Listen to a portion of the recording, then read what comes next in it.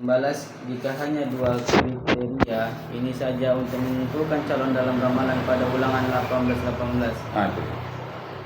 Maka untuk kasus ini kriteria dapat dipenuhi oleh setiap tokoh setelah Musa pada kitab Injil, Solomon, Yesaya, Ezekiel, Daniel, Hosea, Yoel, Malachi, Yohanes, Pembaptisan dan lain-lain. Karena mereka semua juga seorang Yahudi dan Nabi. Mengapa tidak menerapkan ramalan tersebut kepada salah satu nabi-nabi ini? Dan mengapa harus Yesus? Mengapa kita harus menganggap yang satu ikan sementara yang lainnya unggas?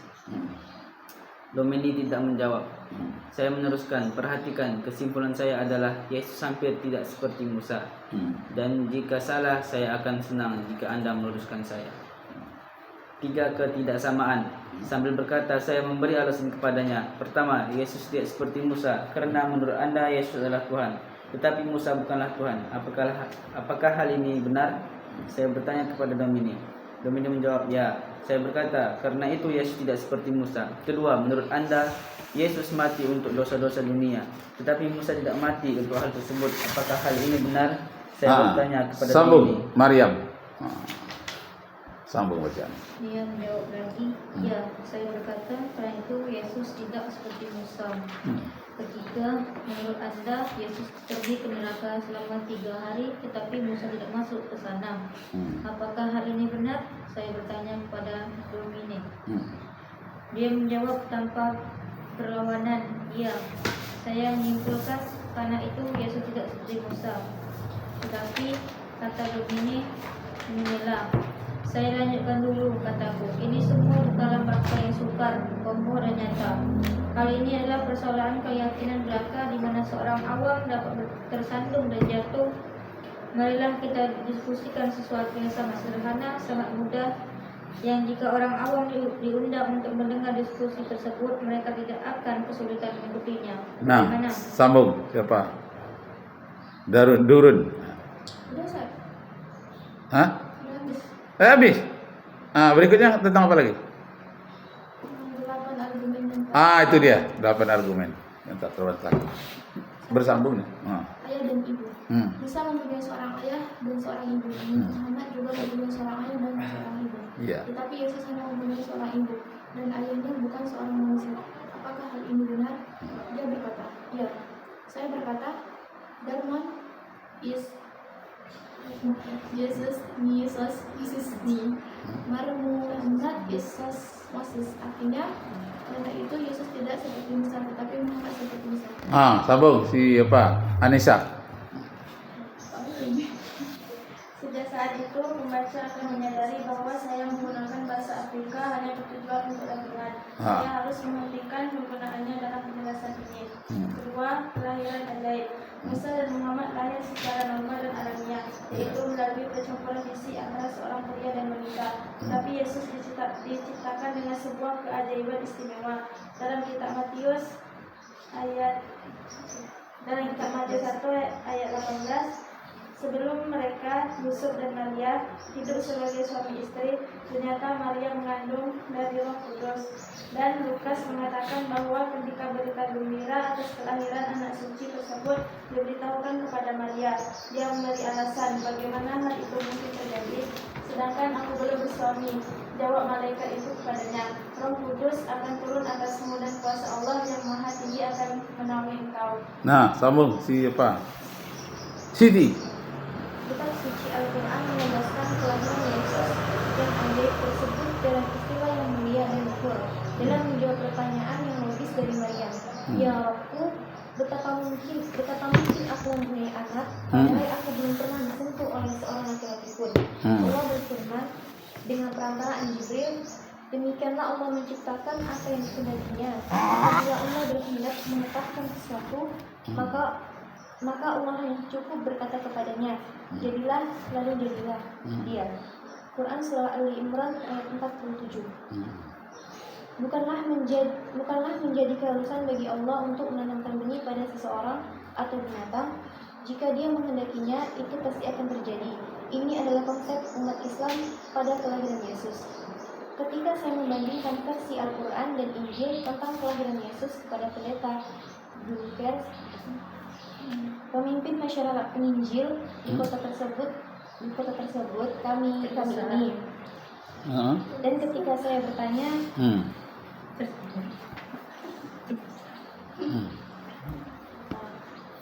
versi mana yang lebih Anda sukai untuk diberikan kepada anak perempuan Anda, Al-Quran atau Injil?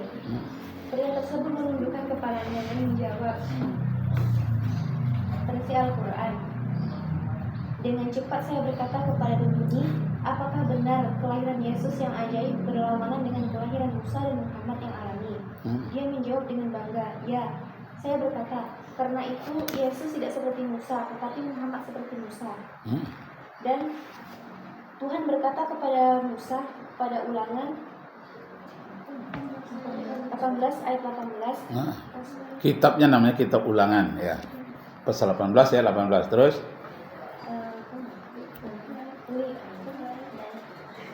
Bahasa apa itu?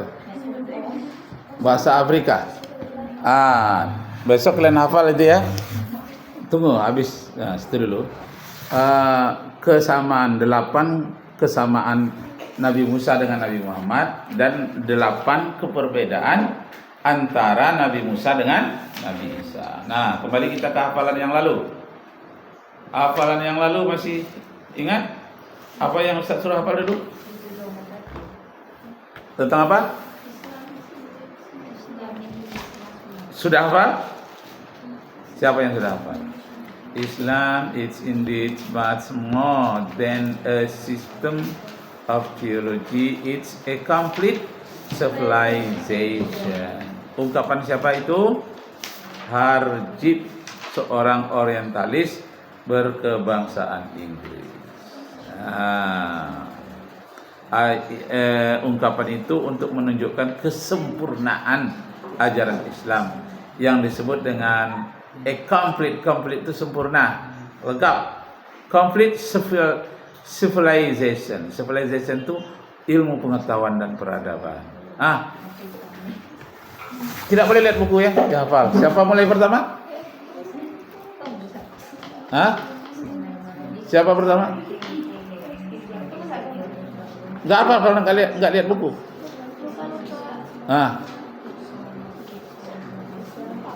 Udah lama nih kan hafalannya.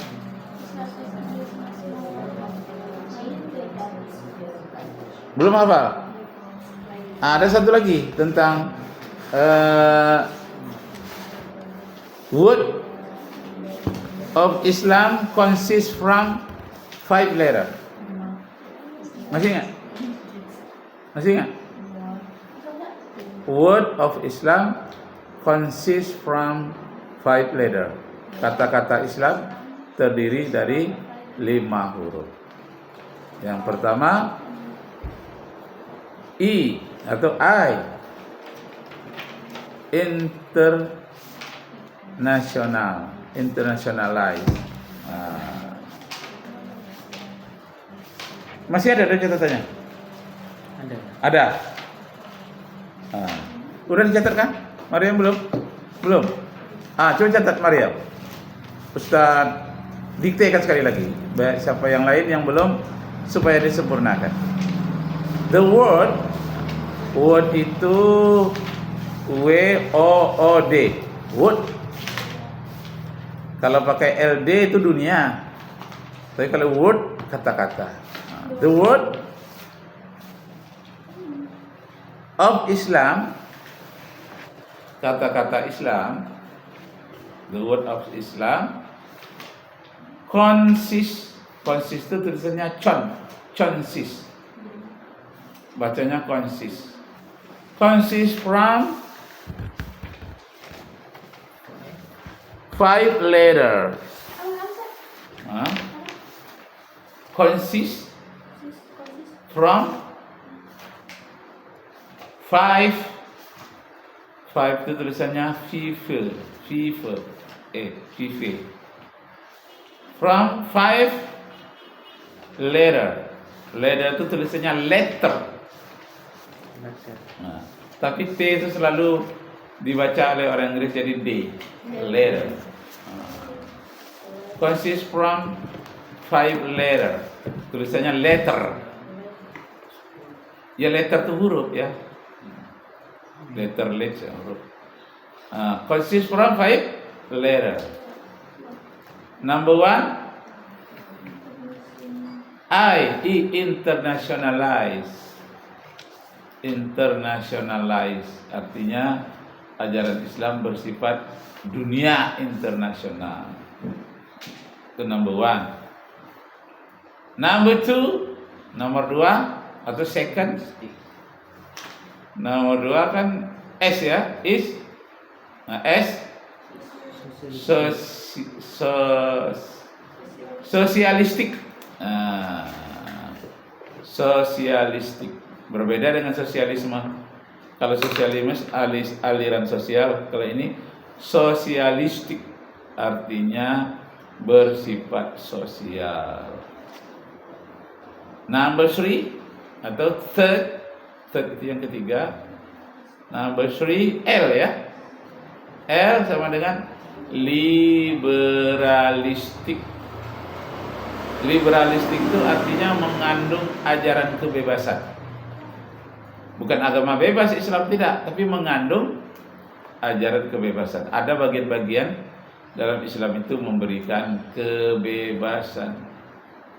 Liberalistik. Itu number 3 ya. Number 4 itu 4 atau fourth yang keempat. Fourth. Nomor 4 A lagi ya. E itu baca E, A itu baca E.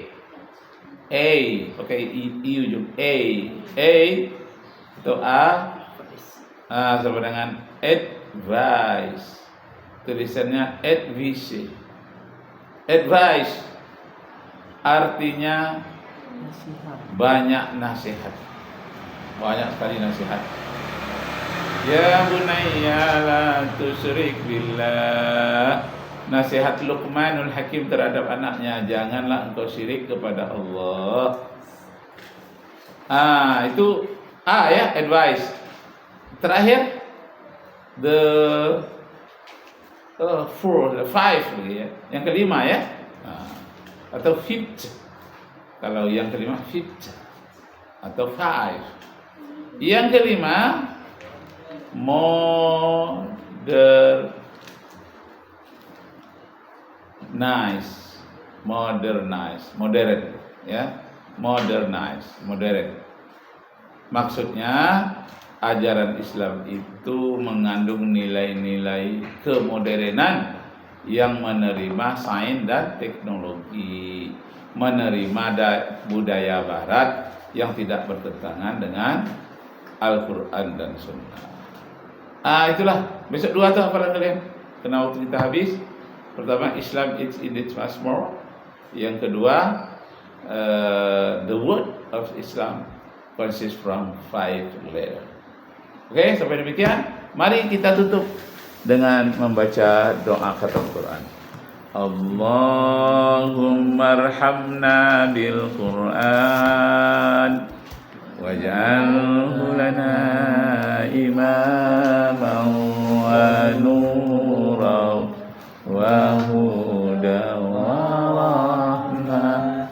Allahumma zakkirna minhu ma nasina wa allimna minhu ma jahilna warzuqna tilawatahu ana al-laili wa atrafan nahar waj'alhu lana hujjatan ya rabbal alamin.